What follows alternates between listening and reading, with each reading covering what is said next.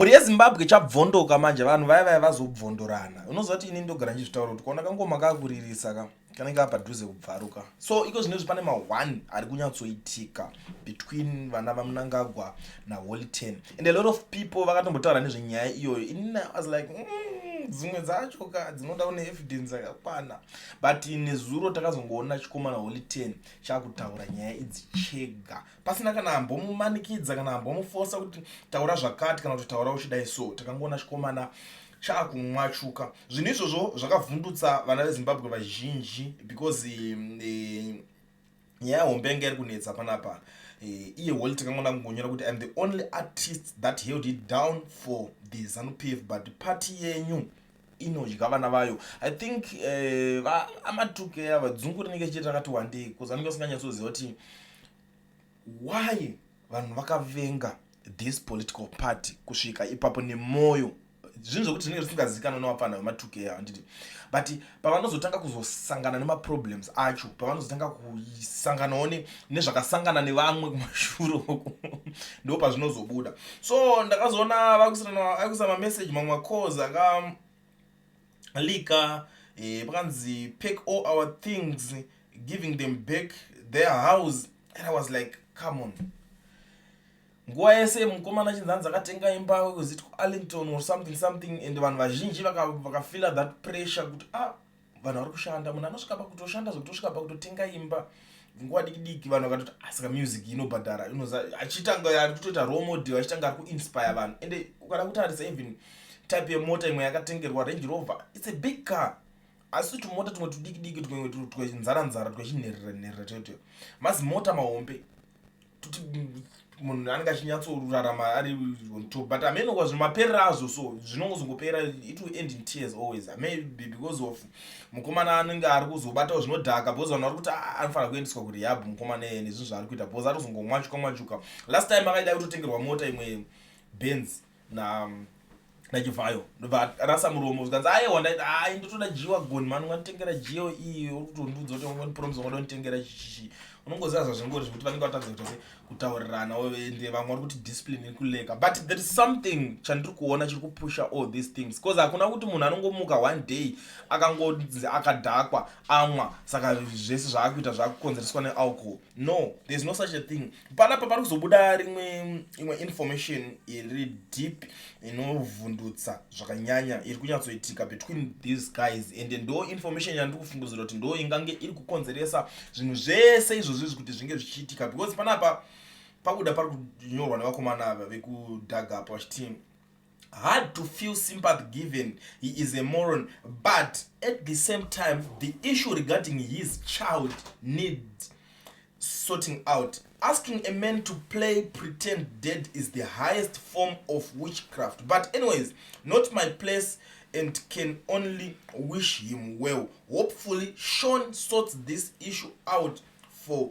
the kids sake. Ndo mashoko andiri kuona panapa ari kubuda ari kutaurwa. Kudhara taingonzwa nyaya dzichitaurwa nanatetelesha nyaya dzine chekuita nemazita evana normally hatinyanyise kuda kudairira nezvadzo, but panapa pakubuda this information yekunzi aiwaka munhu anenge ari kushandiswa ari kutambiswa front zvezvo zvekungonzi ayo uri mugeto yutu unoita zvekuimba chiko chonemba une mari here, vobva vanzi uyai kuno kuti titambire front yakadai so. Ndo nyaya information iri kubuda panapa ari kunzi mukomana ari kutambiswa mafront ekungoita cover up. And the funny thing iyana umwe baby mama ari kubuda achichema, ari kutonzi apa unenge uchingobuda mwana iye uchimutora yese uchingoti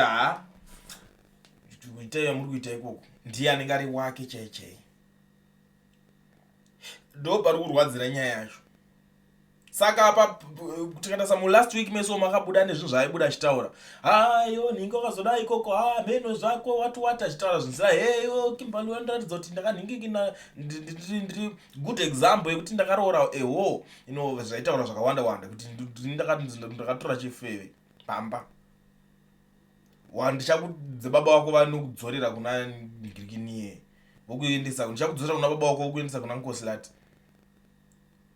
Ndopeta kuona pakunzi mukomana pane ngokavhirwa kuitika, saka apa akatuka mukadzi zvaaita zveshe. Ndo paringorikana ari kunzi vakangorikana vasvika zvakomana vakati aiwa zvazvipi iye ari kuclaima hake iye pachake mbuni ari kuti masoja zvakatumirwa taningine yatoti nanditye. And the funny thing panapa imwe yandanyatsoona handiti ndo yandanyatsovhundukawo zvangu inini honestly nenyaya yacho ndanyatsovhunduka kuti imi zvinhu zviri kumbonyatsofamba sei inini kuti inini zvavanhu hanzi ndoda kuti zvese zvendaita izvinini ndaicleana zita raED aini zvandishambiseni. Unocleana zita raED, unocleana zita reZANU-PF nezera rake iroro reHolten anenge achiita ari kucleana chichi ari kucleana ipapo chaane zera rekucleana. Izvesvo vanhu vabhizi kuti let's pray for him, hey, his life is changing. Aiwa kanaka imimi musamhanyire unongoti pray for munhu mune munamato yekutambisa stereki namatirei kana muda kunamata stereki ndai munonamatira kana kuti nyika inake. Munamato yenyu ngaishande zvine musoro kwete kungota mbiri yekungotinzi muri kungonamata pasina chiri kuoneka chiri kufamba. Sai munamato kumwe kwacho kunogona kumeka sense. Because it doesn't make sense. Unobuda uchiti uda kucleana wangoti wanga uda kucleana zita. Uda kucleana zita remunhu wekuti ari kutadza kuisa mishonga muzvipatara izvezvi. So vanhu vari kufa izvezvi. Vakadzi chaivo kuenda kumaternity clinic vari kufa. Ende munotarisa izvi haizvisi zvinhu zvokuti unofanira kuita zvokuudzwa zvezvi. It's a fact. Pagore pari kufa vakadzi vangani. Wobo vakadzi vari kufa each and every year. Handiti iwe wobuda uchiti uda kucleana zita hanzi ndoda kucleana zita. Unocleana zita uri chii chinocleana mazita iwe? Uri duster uri chii?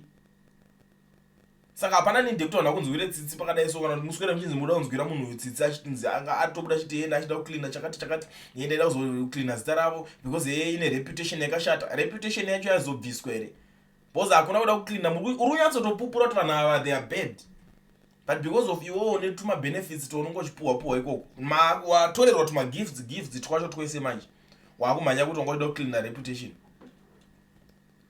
Zvinongoreva kuti pamwe chimota chiRange Rover chacho chinongononga chakatorwa futi. Saka zvakurwadza manje mwoyo warwadza kuti vakunditorera zvinhu zvangu zvavakanditengera vakandipa vakutora. Ndo parwadza mwoyo ipapo. Ungacleana izvezvo tarisa vanhu vangani vakafa kana netsaona mugwagwa amhanya kuchipatara achida kunobatsirwa abva asvika bva afa because of muchipatara muna mushonga. Vangani vanhu vakafa nezvirwere kana zvinana cancer zvezve zvokuti izvezvo atoenda achiti ndoda kuti inini pamwe ndingabatsirika because chinenge chakukurwa vakachirwere cheche. Woenda uzonzi hatokubatsira nego maradiotherapy machine acho hatina guys. But yet tine munhu aripo ari muoffice imomo ari kutonga vanhu. Wokuti anenge achiita mamwe maprojects asinei nekunzi vanhu vazobatsirikana varapika. Wobuda uchiti uda kucleana zita remunhu iyoyo like seriously because watorerwa kamota ikako. Maybe maZimbabweans tsitsi munogona kunge muna hadzo zvenyu but idzi ndo dzinonzi nyaya dzavo vanda kusiyiwa vapedzerana vanhu ivavava kwete kungomhanya ngoti kutonzwa tsitsi nzwai zvenyu muri kokoko tsitsi dzinotsitsirira. Nyaya yemweya wechechi wakaenda uchida unocleana zita kuti vanzi vanhu vakanaka saka wauda kuuya izvezvo wauda kurishibisa wakati vakanaka pedzera naye because munhu akabuda akati vakanaka daunzi paanenge kuya kuda kuti kuvanhu aiwa unenda unzwa kuti motomuti ayewa vakanaka wakati vakanaka iwewe wakati vakanaka hapana chaunombouya uchida kutitaurira because kumwe kwacho kuda kutapa vanhu manzwi takutofunga kuti pamwe munenge makuda kushandisa zvakuda kuti chimboenda unotesta kuti vanhu vari kuti uchii.